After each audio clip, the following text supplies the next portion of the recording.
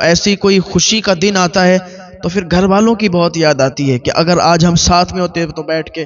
کوئی بھی اپنی مرضی سے نہیں جاتا ہے، سب کو غریبی لے جاتی ہے. سب کام کرنے کے لیے اس لیے جاتے ہیں کہ وہاں سے اچھے پیسے ہمیں ملیں گے، ہم وہاں جائیں گے، اچھے پیسے کمائیں گے. کوئی بھی اپنی مرضی سے اپنی خوشی سے نہیں جاتا ہے، سب کو مجبوری لے کے جاتی ہے. اور آج یہ عید کا دن ہے. جب عید کا دن آتا ہے تو پھر پردیسیوں کو بہت یاد آتی ہے اپنے گھر کی، جو پردیس میں کام کر رہے ہیں. انہیں اپنی بیوی بچوں کی یاد آتی ہے. جو بیوی بچے والے نہیں ہیں انہیں اپنے ماں باپ بھائی بہن کی یاد آتی ہے کہ آج اگر یہ مجبوری نہیں ہو تو ہم اپنے گھر پر اپنے ماں باپ کے ساتھ عید مناتے ہوتے. اکثر نوجوان مجھے ملتے ہیں، کوئی پنجاب کام کر رہا ہے، کوئی ہریانہ کام کر رہا ہے، کوئی کہیں کام کر رہا ہے، کوئی حیدرآباد کام کر رہا ہے. تو کبھی ملاقات ہوتی ہے تو وہ بتانے لگتے ہیں کہ حضرت مجبوری لے کے آتی ہے، مجبوری میں ہم یہاں کام کر رہے ہیں، ہمیں صحیح سے کھانا بھی نہیں مل رہا ہے. گھر والوں کی بہت یاد آتی ہے، گھر والوں کی یاد ستاتی ہے، لیکن کیا کریں، مجبوری ہے. کوئی سعودی عرب کام کر رہا ہے، کوئی کہیں بھی کام کر رہا ہے، کوئی دبئی کام کر رہا ہے، کوئی قطر کام کر رہا ہے، کوئی عمان کام کر رہا ہے. کیوں؟ کیونکہ سب کی ایک مجبوری ہے. کوئی بھی اپنی خوشی سے نہیں جاتا ہے کہ بھائی میں وہاں جاؤں گا اور وہاں پر آرام سے رہوں گا، عیش و عشرت کروں گا. نہیں، سب جاتے ہیں پیسے کمانے کے لیے. اور جب عید کا دن آتا ہے، جب کتنا مزہ آتا، کتنا اچھا لگتا کہ گھر کے سارے لوگ ساتھ میں ہوتے اور ہم عید والے دن گھر پہ ہوتے. ایسے ہی بات چل رہی تھی کہ وہ لڑکا جس کا میں نے ذکر کیا کہ وہ کام کرنے کے لیے پردیس گیا ہوا تھا، گھر پہ بہت زیادہ اس کے غریبی تھی، تو مجبوری کی حالت میں، کیونکہ یہاں پر اسے کوئی کام نہیں مل رہا تھا، کوئی کام نہیں کر پا رہا تھا، تو بیچارہ وہ پردیس کو نکل گیا کام کرنے کے لیے. وہاں کام کرنے لگا اور وہاں پر کام کرتا تھا. اور جب چھٹی ہو جاتی تھی تو کبھی کبھی جنگل شکار کے لیے چلا جاتا تھا، کیونکہ کام کرتے کرتے بھی وہ بور ہو جاتا تھا. ٹہلنے کی غرض سے ایسے ہی شکار کو نکل جاتا تھا. تو ایک دن وہ شکار پہ نکلا ہوا تھا، اس کی چھٹی جلدی ہو گئی، اسے ٹائم مل گیا، وہ شکار کے لیے چلا گیا. جنگل میں پہنچا اور وہ شکار کرنے لگا. تو اس نے جیسے ہی نشانہ لگایا، نشانہ ایک جانور پر لگا رہا تھا، لیکن سامنے ایک بچہ آ گیا اور وہ تیر جب اس نے چھوڑا تو وہ تیر بچے کے لگا جا کے. اور جیسے ہی تیر بچے کے لگا تو بچہ وہیں پر مر گیا، اس کا انتقال ہو گیا. اس کے گھر والے جلدی سے دوڑ کے آئے، اس کے ماں باپ دوڑ کے آئے، کرے میرے بچے کو مار دیا، میرے بچے کو مار دیا، پکڑو اسے، کون ہے یہ؟ سارے لوگوں نے اسے دبوچ لیا. باپ رونے لگا اور کہنے لگا، ارے ظالم، تو نے میرے بچے کو کیوں مار دیا؟ اب یہ ادھر اس کی سانسیں رکنے لگی، دھڑکن تیز ہو گئی، دل دھڑکنے لگا. ارے یہ کیا ہو گیا؟ میں تو پردیس میں آیا تھا کام کرنے کے لیے، روزی کمانے کے لیے، پیسے کمانے کے لیے، آج مجھ سے یہ کیا خطا ہو گئی کہ میں نے ایک انجان ویکتی کو مار دیا، میں نے ایک انجان بچے کو مار دیا. میں تو شکار پہ نکلا تھا، میں تو شکار کر رہا تھا، یہ میں نے تو اس کو نہیں مارا نا، میں تو جان بوجھ کر، میں کیسے مار سکتا ہوں؟ میں خود ایک پردیسی ہوں، میں یہاں پیسے کمانے کے لیے آیا ہوں. اس کے ماں باپ بولے کہ نہیں، تجھے سزا ہونی چاہیے، ہم بھی تیری جان چاہیں گے اور تجھے بادشاہ کے سامنے کھڑا کر کے تیر تیرے سینے میں چبھوئیں گے، تجھے بھی جان سے مار ڈالیں گے. تو نے میرے بچے کو مارا ہے، تو نے جان بوجھ کر میرے بچے کو مارا ہے، میرا بچہ یہاں کھیل رہا، تیری شکار میں اڑچن پڑی ہوگی، تو نے میرے بچے کو مار دیا. وہ کہہ رہا، اللہ کے واسطے مجھے معاف کرے، میں آپ کے بچے کو کیوں ماروں گا؟ کیا مجھے پتا نہیں ہے؟ میں ایک نیک انسان ہوں، میں نے آپ کے بچے کو جان بوجھ کر نہیں مارا، مجھے معاف کریں، میں نے غلطی سے، میں تیر کہیں اور چلا رہا تھا، نشانہ کہیں اور لگا رہا تھا اور آپ کا بچہ بیچ میں آ گیا. اس کے باپ نے کہا، دیکھ میرا بیٹا یہ بڑی منتوں سے پیدا ہوا ہے، میرے بیٹے کو میں بہت مانتا ہوں، بہت چاہتا ہوں، اس لیے کہ میرا ایک ہی تنہا بیٹا تھا، میں اس سے بہت محبت کرتا ہوں، بڑی منتوں سے یہ مجھے ملا ہے، دل و جان سے اسے میں چاہتا ہوں. ایک بار اس کی طبیعت خراب ہو گئی تو میں ڈاکٹر کے پاس گیا، میں نے اس کے علاج میں کوئی کمی باقی نہیں رکھی، میں نے اس کا علاج کرایا، میں نے ڈاکٹر سے کہہ دیا جو بھی ہو، جتنا بھی پیسہ ہو تم خرچ کرو، میرے بچے کو بچاؤ. تو ڈاکٹر نے بہت اچھا علاج کیا اور میرا بچہ بچ گیا. ایسے ہی ایک شخص، اس کا بیٹا جب بیمار ہوا تو ڈاکٹر کے پاس آیا اور کہنے لگا، ڈاکٹر صاحب یہ میرا بیٹا ہے، اسے بچا لیجئے.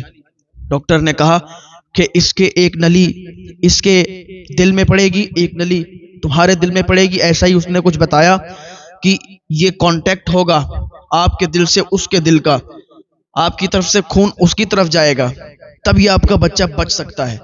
اس نے کہا ڈاکٹر صاحب آپ میرے خون کی بات کرتے ہیں، میرے جسم کا ایک ایک قطرہ نکال لو، میرے جسم کا ایک ایک قطرہ نکال لو، میں اف بھی نہیں کروں گا، میں مر جاؤں تو مر جانے دینا، لیکن میرے بچے کو بچانا، میرے بیٹے کو بچانا. اس لیے میرے بیٹے سے مجھے بہت پیار ہے، میرے بیٹے سے مجھے بہت پیار ہے، میں اپنے جسم کا ایک ایک قطرہ دے دوں گا. یہ باپ کی محبت بھی بڑی عجیب ہوتی ہے.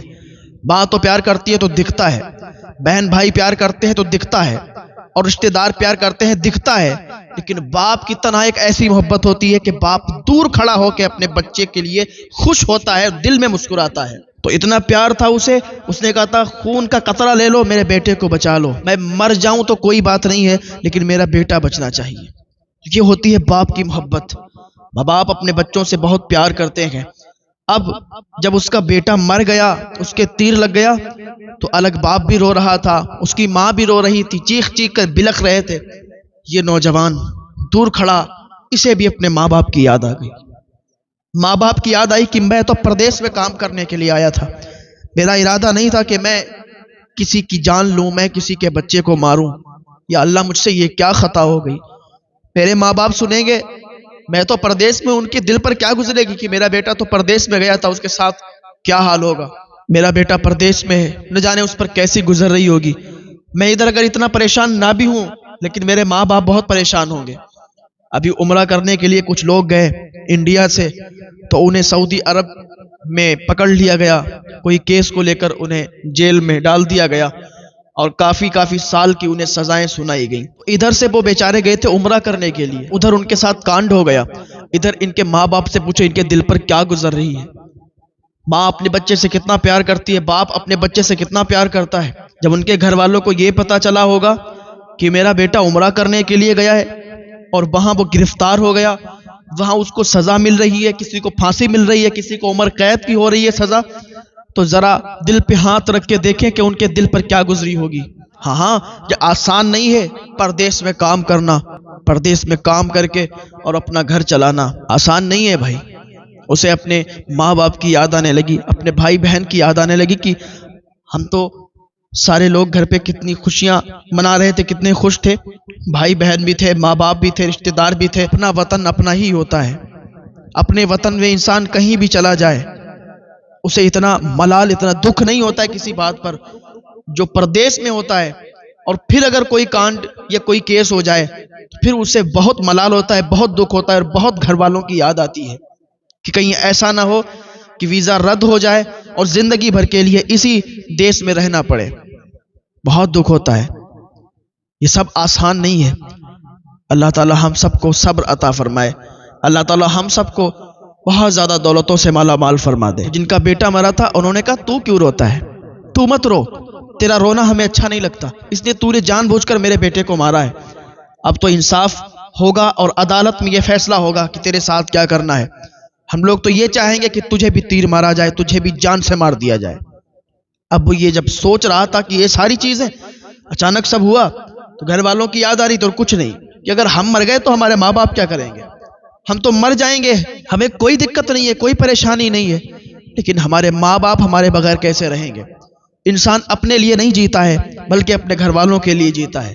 اگر اپنے لیے جیتا ہوتا تو کوئی دقت کی بات نہیں تھی، لیکن اسے ملال اور رنج گھر والوں کو ہوتا ہے کہ اگر ہم دنیا سے چلے گئے، ہمارے ساتھ کوئی حادثہ ہو گیا، ہمارے ساتھ کوئی کانڈ ہو گیا تو ہمارے گھر والوں پر کیا گزرے گی، ہمارے گھر والے کیسے رہیں گے. اب کیا ہوا کہ اسے عدالت میں پیش کیا گیا. اب وہ مدعا رکھا گیا.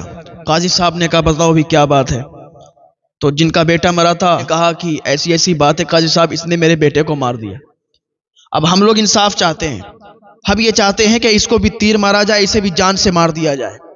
قاضی صاحب نے کہا بھائی تم کیا کہنا چاہتے ہو. کہا حضور میں کیا کہنا چاہوں گا، مجھ سے تو اچانک ہوا، اب کوئی میری بات مان ہی نہیں رہا ہے. میں شکار پر نکلا تھا، اچانک سے اس لڑکے کو تیر لگ گیا، یہ سامنے آ گیا. تو قاضی صاحب نے کہا یہ کوئی بات نہیں مانی جائے گی، انصاف دیا جائے گا اور فلاں فلاں تاریخ فلاں فلاں دن تمہارے یہاں پر کھڑے ہو کر اور تیر مارا جائے گا، تمہیں بھی جان سے مار دیا جائے گا. لڑکے نے جب یہ سنا تو بے ہوش ہو گیا، بے ہوشی کے عالم میں گر گیا۔ پھر جب اٹھا تو ایک الگ رنج تھا، ایک الگ دکھ تھا۔ وہ دکھ صرف اس بات کا تھا، گھر والوں کی یاد آ رہی تھی، گھر والوں کو یاد کر رہا تھا۔ قاضی صاحب نے فیصلہ سنایا کہ جاؤ بھائی، اس کو لے جاؤ، قید خانے میں ڈال دو، فلاں فلاں تاریخ لکھ دی کہ اس تاریخ میں اس کو لایا جائے گا اور یہیں پر اس کو کھڑے کر کے تیر مارا جائے گا، اس کو جان سے یہاں پر مارا جائے گا۔ اس کو اٹھا کے قید خانے میں ڈال دیا گیا، قید خانے میں اس کو ڈال دیا گیا۔ ایک دن وہ لڑکا قید خانے میں پڑا رہا، دوسرے دن اس نے وہاں کے جیلر کو بلایا اور کہا صاحب میں مسلمان ہوں اور میں سچا ہوں، آپ سے میں ایک وعدہ کرتا ہوں، آپ مجھے ایک دن کی مہلت دے دیں، مجھے ایک دن کے لیے چھوڑ دیں، میں آپ سے وعدہ کرتا ہوں کہ آپ کے دیے ہوئے ٹائم پر میں واپس لوٹ کر آؤں گا۔ کچھ امانتیں ہیں لوگوں کی میرے پاس رکھی ہوئی، میں ان کو دے کے اور پھر واپس آ جاؤں گا۔ میں مسلمان ہوں، مجھے بھروسہ رکھیں مجھ پر، میں جو وعدہ کروں گا وہ جھٹلاؤں گا نہیں۔ ایسا نہیں کہ میں یہاں سے بھاگ جاؤں گا، اگر میں یہاں سے بھاگ کے چلا جاؤں گا تو اللہ کو کیا منہ دکھاؤں گا۔ آج اگر ہم بے قصور ہی صحیح تو کیا ہوا، لیکن ہمیں جان سے مارنے کی سزا دے دی گئی ہے تو ہم پھر واپس آئیں گے، آپ سے وعدہ کرتے ہیں۔ جیلر نے کہا کیسی باتیں کرتے ہو، کوئی یہاں سے جا کے پھر واپس آیا ہے، مجھے سمجھا رہے ہو، میں تو تمہیں نہیں چھوڑوں گا۔ کہا صاحب آپ کیسی باتیں کر رہے ہیں، کیا آپ کو پتہ نہیں ہے کہ مسلمان اگر وعدہ کر دے تو پھر اس وعدے کو نبھاتا ہے، مسلمان جھوٹا وعدہ نہیں کرتا۔ ایک مسلمان کا بچہ سچا وعدہ کرتا ہے اور اس وعدے کو نبھاتا ہے۔ آپ کو بھروسہ نہیں ہے ہم پہ، آپ آزما کر دیکھ لیں مجھے۔ جیلر کے سمجھ میں آ گئی، اس کا دل نرم تھا، اس نے سوچا کہ ٹھیک ہے میں چھوڑ دیتا ہوں۔ اسے معلوم تھا کہ ایک مسلمان جھوٹا وعدہ کر ہی نہیں سکتا ہے، ایک مسلمان جھوٹا وعدہ کر کے کبھی بھی کسی کا دل نہیں دکھا سکتا۔ اس جیلر نے اسے چھوڑ دیا، اور چھوڑ دیا تو وہ چلا گیا۔ اب ادھر جو ٹائم تھا وہ ٹائم بھی آ گیا جو مقرر کیا تھا قاضی صاحب نے۔ عدالت لگ گئی۔ اب قاضی صاحب نے کہا اسے بلاؤ جو قید خانے میں اس کو ڈالا تھا، آج اس کو تیر مارا جائے گا اور اس کو جان سے مار دیا جائے گا۔ تو جیلر بھی کھڑا تھا، تو جیلر سے قاضی صاحب نے دوبارہ کہا کہ بھائی بلاؤ، کیا ہوا، آپ ابھی تک اس کو لائے نہیں۔ تو جیلر نے ساری بات بتا دی کہ قاضی صاحب ایسا ہے کہ وہ کہہ رہا تھا کہ میں واپس آ جاؤں گا، اسے میں نے چھوڑ دیا اور مجھے یقین ہے کہ وہ واپس آئے گا۔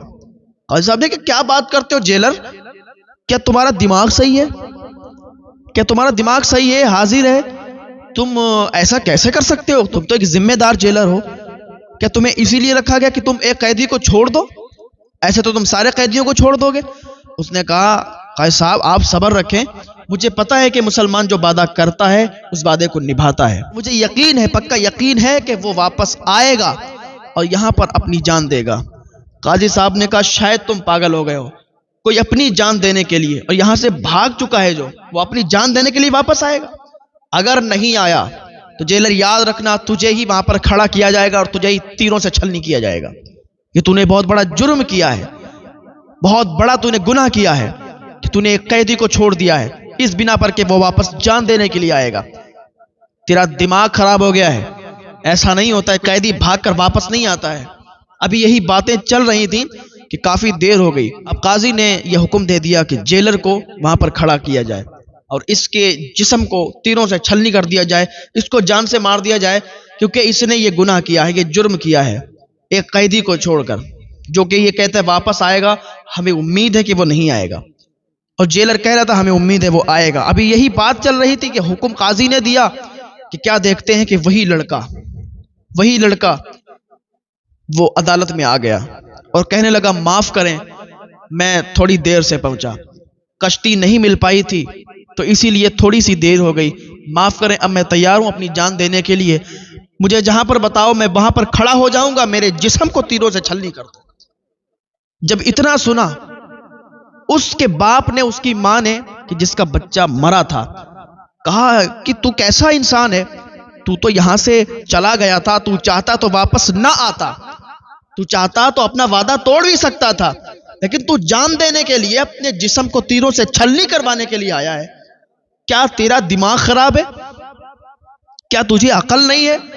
اس نے کہا میں صحیح ہوں، میرا دماغ بھی صحیح ہے، مجھ میں عقل بھی ہے، لیکن میں اپنے وعدے کو توڑ نہیں سکتا، میں نے اس جیلر سے وعدہ کیا تھا، میں اس نبی کا امتی ہوں جس نے کبھی جھوٹ نہیں بولا، میں اس نبی کا امتی ہوں جس نے اپنی امت کو کبھی غلط راہ نہیں دکھائی، میں اس نبی کا امتی ہوں جس نے دشمنوں سے بھی پیار کیا، میں اس نبی کا امتی ہوں جس نے دشمنوں کو بھی دعائیں دی ہیں۔ میرے نبی کو تکلیفیں دی گئیں لیکن میرے نبی نے کبھی ان کے لیے بد دعائیں نہیں کی، اگر چاہتے تو بد دعا کر دیتے۔ طائف کے میدان میں میرے نبی کو پتھر مارے گئے، میرے نبی کے پنڈلیوں سے خون نکل رہا تھا، لیکن میرے مصطفیٰ جان رحمت صلی اللہ تعالیٰ علیہ وسلم نے کبھی بھی بد دعا نہیں کی۔ فرشتے آ گئے، یا رسول اللہ صلی اللہ علیہ وسلم آپ فرمائیں، پہاڑ کو اٹھا کے 2 ٹکڑے کر دیں گے، پورا طائف تباہ و برباد ہو جائے گا، آپ حکم تو فرمائیں۔ حضور فرماتے ہیں کہ نہیں، میں اس امت کے لیے رحمت بن کر آیا ہوں، زحمت بن کر نہیں آیا ہوں۔ آج یہ نہیں سمجھتے تو کیا ہوا، ان کی آنے والی نسلیں کلمہ پڑھیں۔ جب یہ وہ لڑکا کہتا ہے تو اس کے ماں باپ اور بہت سارے لوگ وہاں پر اس بات کو سن کر اسلام قبول کر لیتے ہیں۔ یہ لڑکا اتنا سچا ہے تو جس کی امت میں یہ ہے اس نبی کی سچائی کا عالم کیا ہوگا۔ یہ بات سن کر سارے لوگ وہاں پر ایمان سے سرفراز ہو گئے اور انہوں نے کلمہ طیبہ پڑھ لیا، اشہد ان لا الہ الا اللہ واشہد ان محمد عبدہ ورسولہ۔ وہ کلمہ پڑھ کر وہاں پر اسلام انہوں نے قبول کر لیا۔ تو یہ ہوتا ہے، ایک سچائی کی طاقت ہوتی ہے۔ آپ اگر سچے رہیں نا، دنیا کی کوئی طاقت آپ کو گرا نہیں سکتی، آپ کو نیچا نہیں کر سکتی۔ آپ ہمیشہ سچائی پر اٹل رہیں، آپ ہمیشہ سچ بولیں، کبھی بھی جھوٹ کی طرف نہ جائیں۔